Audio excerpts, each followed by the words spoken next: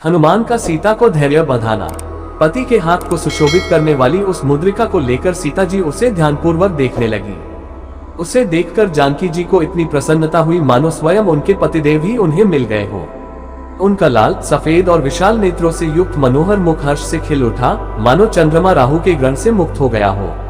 पूर्ण रूप से संतुष्ट होकर वे हनुमान के साहसपूर्ण कार्य की सराहना करती हुई बोली, हे वानर श्रेष्ठ, तुम वास्तव में अत्यंत चतुर, साहसी तथा पराक्रमी हो। जो कार्य सहस्त्रों मेधावी व्यक्ति मिलकर नहीं कर सकते, उसे तुमने अकेले कर दिखाया। तुमने दोनों रघुवंशी भ्राताओं का कुशल समाचार सुनाकर मुझ मृतप्राय को नवजीवन प्रदान किया है। हे पवन सुत, मैं समझती हूँ कि अभी मेरे दुखों का अंत होने में समय लगेगा, अन्यथा ऐसा क्या कारण है कि विश्व विजय का सामर्थ्य रखने वाले वे दोनों भ्राता अभी तक रावण को मारने में सफल नहीं हुए।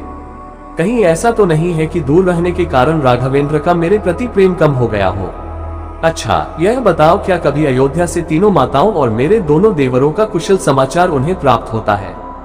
क्या तेजस्वी भरत रावण का नाश करके मुझे छुड़ाने के लिए अयोध्या से सेना भेजेंगे?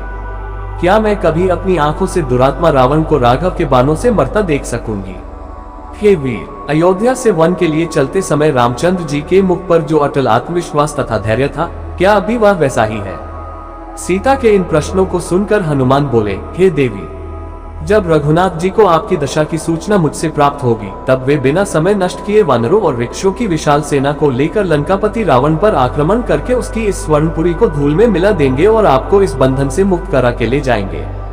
आर्य, आजकल वे आपके ध्यान में इतने निमग्न रहते हैं कि उन्हें अपने तन बदन की भी सुधि नहीं रहती, खाना पीना तक भूल जाते हैं। उनके मुख से दिन रात हंसीते शब्द ही सुनाई देते हैं। आपके वियोग में वे रात को भी नहीं सो पाते। यदि कभी नींद आ भी जाए तो हंसीते कहकर नींद में चौंक पड़ते हैं और इधर उधर आपकी खोज करने लगते हैं। उनकी यह दशा हम लोगों से देखी नहीं जाती। हम उन्हें धैर्य बंधाने का प्रयास करते हैं, किंतु हमें सफलता नहीं मिलती। उनकी पीड़ा बढ़ती जाती है। अपने प्राणनाथ की दशा का यह करुण वर्णन सुनकर जानकी के नेत्रों से अविरल अश्रुधारा बह चली। वे बोली, हनुमान, तुमने जो यह कहा है कि वे मेरे अतिरिक्त किसी अन्य का ध्यान नहीं करते, इससे तो मेरे स्त्री हृदय को अपार शांति प्राप्त हुई है, किंतु मेरे वियोग में तुमने उनकी जिस करुण दशा का चित्रण किया है, वह मुझे विषमिश्रित अमृत के समान लगा है और उससे मेरे हृदय को प्राणांतक पीड़ा पहुंची है। वानर शिरोमणि, दैव के विधान को रोकना प्राणियों के वश की बात नहीं है। यह सब विधाता का विधान है, जिसने हम दोनों को एक दूसरे के विरह में तड़पने के लिए छोड़ दिया है। न जाने वह दिन कब आएगा जब वे रावण का वध करके मुझ दुखिया को दर्शन देंगे। उनके वियोग में तड़पते हुए मुझे 10 मास व्यतीत हो चुके हैं। यदि 2 मास के अंदर उन्होंने मेरा उद्धार नहीं किया तो दुष्ट रावण मुझे मृत्यु के घाट उतार देगा। वह बड़ा कामी तथा अत्याचारी है। वह वासना में इतना अंधा हो रहा है कि वह किसी की अच्छी सलाह मानने को तैयार नहीं होता।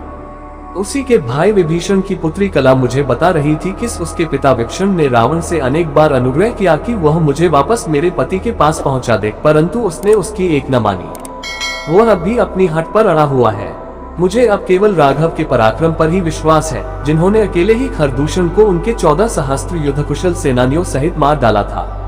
देखें, अब वह घड़ी कब आती है जिसकी मैं व्याकुलता से प्रतीक्षा कर रही हूँ। यह कहते हुए सीता अपने नेत्रों से आंसू बहाने लगी। सीता को विलापयुक्त वचन को सुनकर हनुमान ने उन्हें धैर्य बंधाते हुए कहा, देवी, आप दुखी न हो। मैं आपको विश्वास दिलाता हूँ कि मेरे पहुँचते ही प्रभु वानर सेना सहित लंका पर आक्रमण करके दुष्ट रावण का वध कर आपको मुक्त करा देंगे। मुझे तो यह लंकापति कोई असाधारण बलवान दिखाई नहीं देता। यदि आप आज्ञा दे तो मैं अभी इसी समय आपको अपनी पीठ पर बिठाकर लंका के परकोटे को फांद कर विशाल सागर को लांघता हुआ श्री रामचंद्र जी के पास पहुंचा दूं। मैं चाहूं तो इस संपूर्ण लंकापुरी को रावण तथा राक्षसों सहित उठाकर राघव के चरणों में ले जाकर पटक दूं। इनमें से किसी भी राक्षस में इतनी सामर्थ्य नहीं है कि वह मेरे मार्ग में बाधा बनकर खड़ा हो सके।